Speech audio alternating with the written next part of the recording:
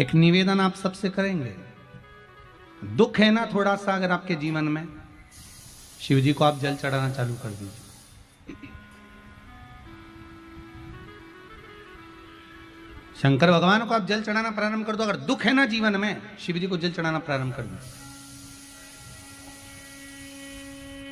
और एक निवेदन और करेंगे, अगर दुख समाप्त ही नहीं हो रहा है, कोई बीमारी एक पूरी होती है दूसरी लग जाती है, दूसरी बीमारी पूरी होती है तीसरी लग जाती है, तीसरी बीमारी पूरी होती है चौथी लग जाती है, कुछ प्रॉब्लम चली रही है, तो एक जल के पात्र में जल लीजिए, कलश लोटा पानी का भर लीजिए और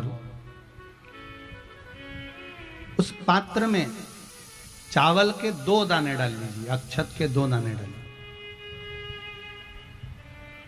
घर में से लेकर जाओ, थोड़ा सा जल बेलपत्री के वृक्ष के नीचे डाल दीजिए, थोड़ा सा जल पीपल के वृक्ष के नीचे डाल दीजिए और थोड़ा सा जल या तो आंवले का पेड़ मिल जाए या शमी का वृक्ष मिल जाए, शमी का वृक्ष मिले या आंवले का वृक्ष मिले, उसके नीचे डाल दीजिए। 3 जगह पर अगर कोई बीमारी ऐसी हो गई कि वो समाप्त नहीं हो रही, बड़ी बड़ी तकलीफ, मतलब एक बार दवाई अगर चालू हो गई तो दवाई बंद ही नहीं हो रही है, तो उसके लिए आपको 3 जगह पर जल चढ़ाना प्रारंभ कर दो। मात्र 1 हफ्ते से ज्यादा चढ़ाना भी नहीं पड़ेगा। जैसे 1 हफ्ते आप टेबलेट लेते हो, गोली लेते हो, 1 हफ्ते चढ़ाना प्रारंभ कर दो। सबसे पहले बेलपत्री के पेड़ के नीचे क्या करना है, जल का पात्र लेना है, उसमें 2 दाने चावल के डालना, 2 दाने अक्षत के डालिए। पहले बेलपत्री के पेड़ के नीचे जाओ, वहां जल चढ़ाओ, फिर जाइए पीपल के वृक्ष के नीचे, वहां जल चढ़ाइए, आखिरी में या तो शमी के नीचे या फिर आंवले के नीचे, इन दोनों में से कोई एक वृक्ष जिसके नीचे। पर 1 हफ्ते अगर आपने आंवले में चढ़ाया है तो आंवले में ही चढ़ाना, शमी में चढ़ाया है तो शमी में चढ़ाना है। ये बदल के मत चढ़ाना कि आज मैं शमी में चढ़ा देती हूँ कल आंवले में चढ़ा दूंगी, ऐसा नहीं। कितना सुंदर कहा है। जब जिंदगी बहुत संघर्ष में चल रही हो, बहुत दुख का जीवन चल रहा हो, बहुत कष्ट का जीवन चल रहा हो, बहुत कष्टमय जीवन चल रहा हो, तब शमी के 5 पत्ते, शमी के 5 पत्ते एक दुर्वा के साथ, एक अक्षत चावल का 1 दाना, वो भी हल्दी में भिंगोया हुआ हो या केसर में भिंगोया हुआ हो, शमी पत्र 5, 1 दुर्वा, 1 चावल का दाना, जो दिल से हृदय से बेलपत्री के वृक्ष के नीचे पार्थिव लिंग का निर्माण कर कर मट्टी का शिवलिंग बनाकर प्रदोष काल में, मतलब शाम के समय पर शिवलिंग बनाकर उस पे जल चढ़ाकर, जो ये 5 शमी का पत्र, 1 दुर्वा और 1 चावल का दाना, अपनी कामना कर कर, जो दुख चल रहा है बाबा से विनय कर कर 1-1 पत्ता जब समर्पित कर दे, फिर 1 दुर्वा समर्पित कर दे, फिर 1 चावल का दाना समर्पित कर दे और बाबा का वहीं पर पुनः विसर्जन कर दे, 3 महीना तो जाने दो, 15 दिन के अंदर वो दुख कटता जरूर है, चाहे कोई भी दुख, किसी भी तरह का दुख क्यों। 1 बेलपत्र के वृक्ष की परिक्रमा करने वाले को हजारों अश्वमेध यज्ञ का फल प्राप्त हो जाता है, हजारों अश्वमेध यज्ञ का फल प्राप्त हो जाता है। उसी तरह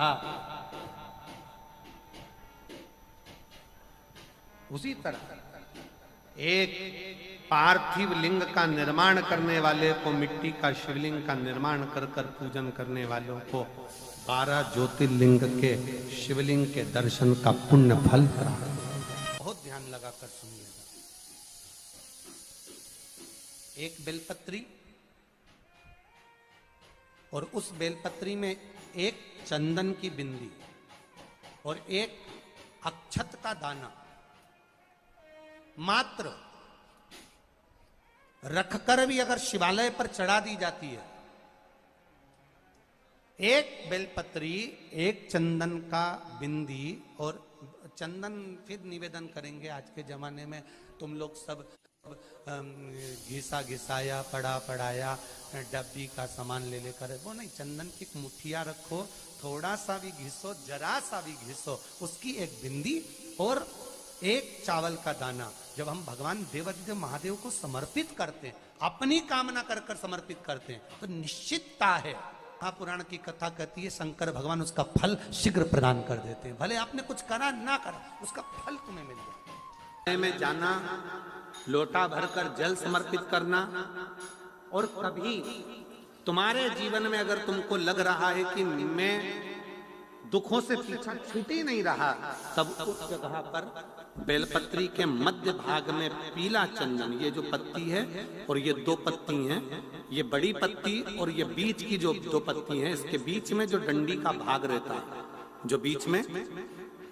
डंडी का जो भाग है, बड़ी पत्ती और ये दो छोटी पत्ती के मध्य में जो डंडी का भाग है, उस डंडी के भाग में पीला चंदन और एक अक्षत पीला शंकर भगवान को आप अगर प्रदोष काल में समर्पित कर रहे हैं, तो ये निश्चित है कि धीरे धीरे कर कर वो दुख समाप्त होगा, वो दुख कटेगा ही।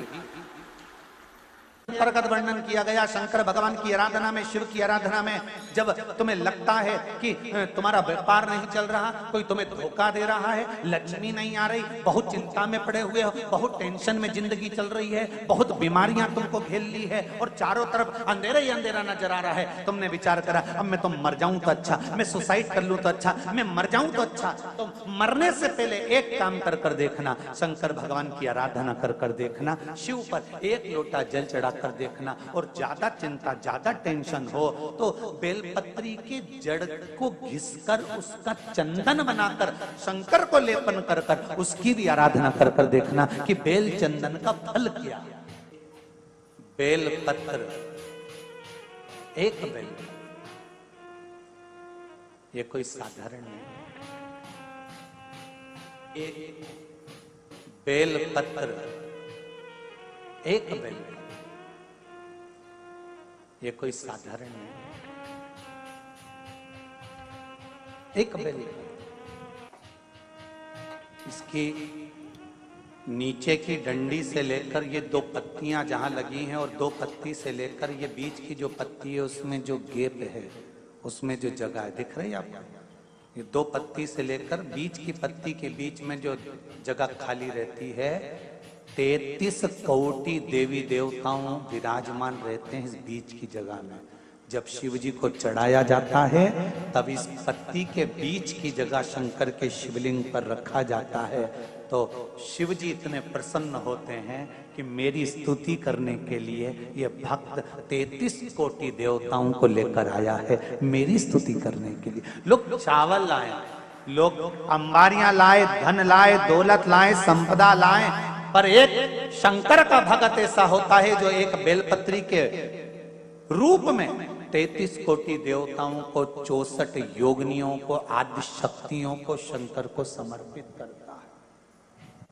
कितना सुंदर संवाद है, कितना सुंदर बात कही कि भूल से भी किसी तीर्थ में नहीं गए, कहीं हमने गौदान नहीं करा, कहीं हम किसी तीर्थ में नहीं गए, हमने कहीं गौदान नहीं करा, हमने कहीं ब्राह्मण भोजन नहीं कराया, हम कहीं गंगा यमुना कावेरी सरस्वती नर्मदा छिपरा पुण्यवान नदी में हम स्नान नहीं कर पाए। शिव महापुराण की कथा कहती है, भूलवश भी अगर पिपलेश्वर या बटकेश्वर किसी शिवालय पर भूल से भी अगर एक लोटा जल चढ़ जाता है, तो देव अधिदेव महादेव सारे तीर्थों का फल अपने आप प्रदान कर देते हैं। भूल से भी चढ़,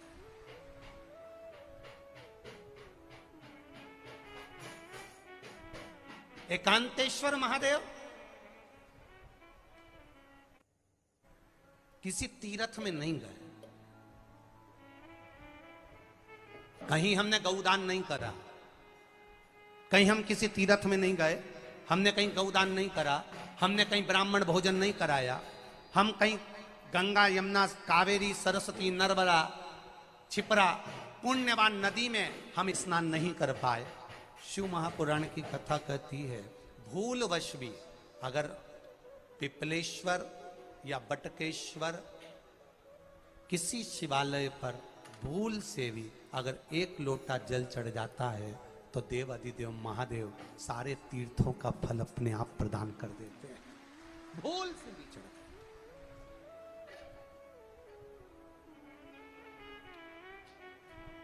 एकांतेश्वर महादेव जो कि एकांत में बैठा हुआ है, एकांतेश्वर महादेव अकेला बैठा है अलमस्त होकर। आप जा रहे हो गाड़ी लेकर, आप 4 व्हीलर गाड़ी में जा रहे हो, ट्रैक्टर में जा रहे हो, ट्राली में बैठकर जा रहे हो, क्रूजर में बैठकर जा रहे हो, 2 व्हीलर गाड़ी में बैठकर जा रहे हो और एकांतेश्वर महादेव का मंदिर दिख गया कोई एकांत में, भले उसका नाम नहीं मालूम तुमको कि कौन सा महादेव, पर अकेला बैठा है जंगल में वृक्ष की छांव में एक ओटले पर, कोई दीवार नहीं, कोई जाली नहीं, कोई गेट नहीं, कुछ भी नहीं। ये शिव मंदिर में जाकर एक लोटा जल समर्पित करती थी और शास्त्र कहता है कि शंकर के मंदिर में अगर एक लोटा जल कोई एक परिवार का व्यक्ति भी समर्पित कर रहा है तो समझ लेना कि वो अपनी 71 पीढ़ी को पार लगा रहा है। वो अकेला नहीं, 71 पीढ़ी को पार लगा रहा है। शिव महापुराण की कथा कहती है जब बच्चा गर्भ में आता है, माता के गर्भ में जब संतान आती है और माता के गर्भ में जब संतान रहती है, उस 9 महीने में स्त्री नारी अगर कहीं शंकर के मंदिर के सामने से निकल जाए या शिवालय का जल स्त्री को मिला हो या शंकर भगवान का कोई प्रसाद या शंकर भगवान का कोई नाम जाप या शंकर भगवान का कोई मंत्र जाप उस स्त्री के कानों में पहुंच जाए तो जो गर्भ में बच्चा होता है वो बच्चा शंकर की कथा तक या शिवालय तक उसको बिना बोले ही वो अपने आप चला ही जाता है, पहुंच ही जाता है।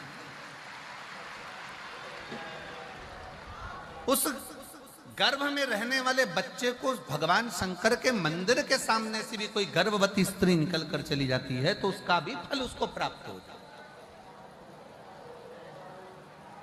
उसका भी फल उसको प्राप्त हो जाता है। और वो फल साधारण नहीं होता। क्यों? बेलपत्री को जब भी चढ़ाया जाता है तो पीछे की डंडी पकड़कर नहीं चढ़ाया जाता।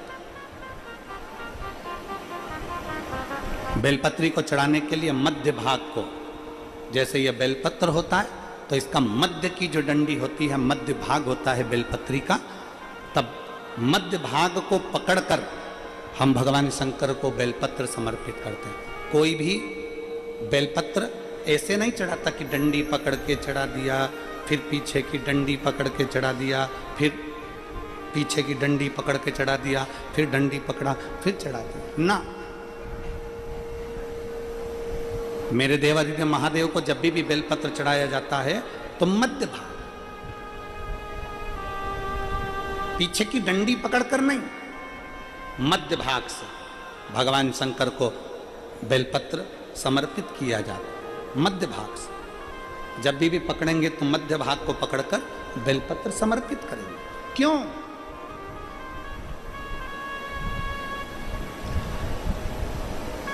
क्योंकि हमने भगवान शिव को मध्य भाग पकड़कर इसलिए समर्पित करा कि ये केवल बेलपत्र का मध्य भाग नहीं है मेरे शंभू, मेरे हृदय के मध्य भाग को मैं आपके चरणों में समर्पित कर रही हूं। मेरा दिल, मेरा हृदय, मेरा चित्त मैं आपको दे रही हूं। मध्य भाग एक विश्वास के साथ दे रही हूं। इतनी सुंदर बात नंदी ने कही है।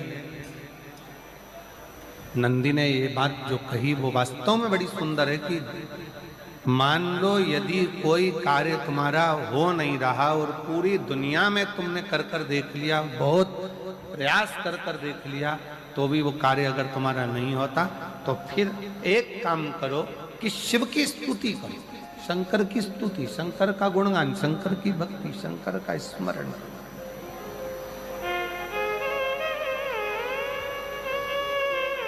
फिर शिव की स्तुति करिए, शंकर से विनय करिए, शंकर से निवेदन करिए, शंकर का गुणगान करिए।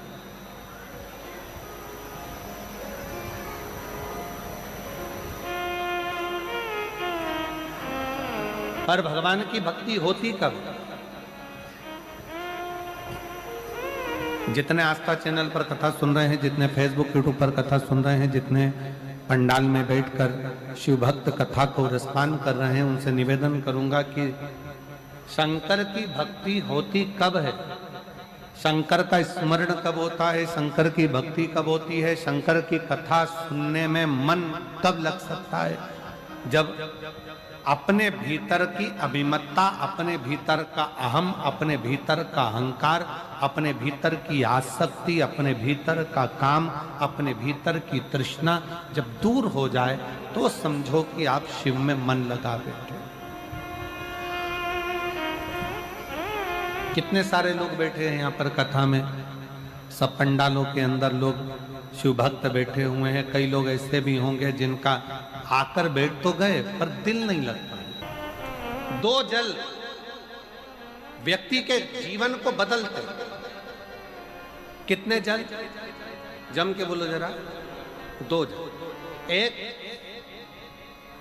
देवाधिदेव महादेव के लिए भरा गया एक लोटा जल और दूसरा है स्वयं के लिए भरा गया एक लोटा जल।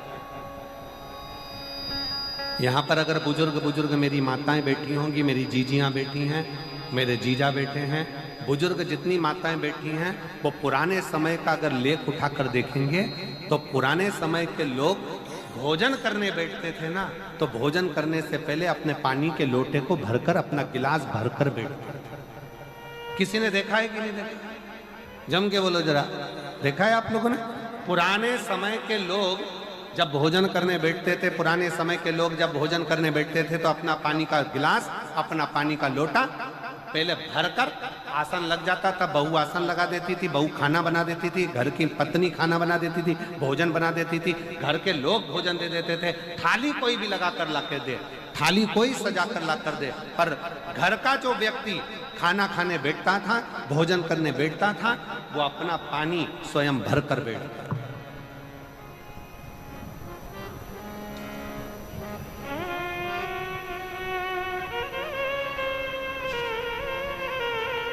अब आज के जमाने में दुनिया के लोग कहते हैं मैं दुकान चला रहा हूं, दुनिया के लोग कहते हैं मैं घर चला रहा हूं, दुनिया के लोग कहते हैं मैं ये कर रहा हूं।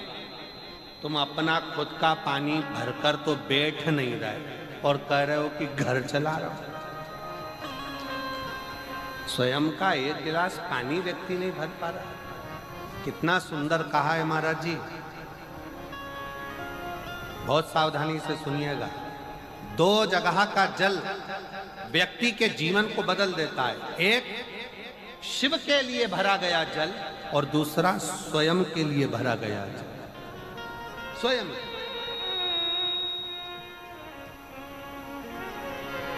शंकर के मंदिर में जा रहे हो, एक लोटा जल अपने घर से भरकर लेकर चले जाओ और अपने घर में जब तुम भोजन करने बैठ रहे हो, जब तुम रोटी खाने बैठ रहे हो, भोजन करने बैठ रहे हो, भोजन ग्रहण करने बैठ रहे हो, जब तुम भोजन को ग्रहण करने के लिए बैठ रहे हो, तब अपने घर में जब तुम भोजन ग्रहण करने बैठ रहे हो तो एक लोटा जल या एक गिलास पानी भर कर बैठो। बहू अच्छी है, पानी भरेगी, मना नहीं है। बेटा अच्छा है, पानी भरेगा, मना नहीं है। पोता अच्छा है, पोती अच्छी है, नाती अच्छा है, पंती अच्छा है, घर में सब अच्छे। तुम्हारी पत्नी भी अच्छी है, तुम खाना खाओगे तो वो पानी ला कर दे देगी। तुम्हारी बहू भी अच्छी है, तुम भोजन करोगे तो वो पानी ला कर दे देगी। तुम्हारा परिवार का हर व्यक्ति अच्छा है, तुम्हारा कहना मानता है। तुम जिमने बैठोगे, भोजन करने बैठोगे तो वो पानी ला कर देगा। पर शिव पुराण की कथा कहती है, जो व्यक्ति भोजन करते समय अपना जल स्वयं भर कर बैठता है, उसकी जिंदगी में से 3 रोग समाप्त हो जाते हैं। कितने रोग समाप्त हो जाते हैं? 3। पहला, अपना जल स्वयं भर कर बैठने वाले के घुटने का कभी भी डॉक्टर उसके घुटने बदलने का बोलेगा ही नहीं, घुटना बदल ही नहीं सकता। स्वयं का जल भर कर बैठे। दूसरे नंबर पर, जिसकी रीढ़ की हड्डी में कमर से लेकर कंधे तक जिसकी हड्डी में दर्द होता हो, या जो सुबह सुबह सोकर उठता हो और उसके कंधे दुखते हो या पीठ दुखती हो, दूसरे नंबर का रीढ़ की हड्डी का दर्द, और तीसरे नंबर का डॉक्टर को दवाई खा खा कर परेशान हो गए, और आधा सिर का रोग, भुकुटी, ये भौएं दुखती हो, सिर दुखता हो, ये कान के पास का दर्द होता हो, तो अपना भोजन करते समय अपना पानी स्वयं भर कर बैठो, आपको ये 3 रोग से मुक्ति अपने आप मिलना प्रारंभ हो, अपने आप। अब किसी ने कहा गुरुजी पत्नी पानी ला कर देती है, पति पानी ला कर देता है, बेटा पानी ला कर देता है, बहू पानी ला कर देती है, पोता पोती पानी ला कर देते हैं, नाती पंती पानी ला कर देते हैं, नौकर लगे घर में वो पानी ला कर देते हैं, सेवादार लगे घर में वो पानी ला कर देते हैं, तो हमको पानी लाना क्यों जरूरी है? तो अग्नि पुराण में वर्णन आता है कि जो घर में पानी जिस मटके में भरते हो, जिस हंडे में भरते हो, जिस बाल्टी में भरते हो, जिस टंकी में पानी भरते हो, पीने का पानी जिस हंडे में, मटके में, बल्टोई में, जिस गगरे में तुम भरते हो, वो स्थान पितरों का स्थान रहता है। जब हम पानी भरकर भोजन करने बैठते हैं तो हमारे पितर भी उस स्थान पर आकर निश्चित जगह पर बैठते हैं, और जब हम भोजन ग्रहण करते हैं तो हमारे पितरों के भाव का आशीर्वाद हमारे ऊपर पड़ जाता है, जिससे हमारे 3 दर्द समाप्त हो। स्वयं भरो, स्वयं।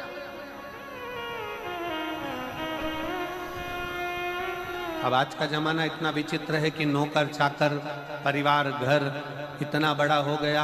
आज के जमाने में कोई सोफे पे से उठना पसंद नहीं करता, वहीं से आवाज लगा देते हैं, ला मेरा भोजन लगा दे, रोटी लाओ।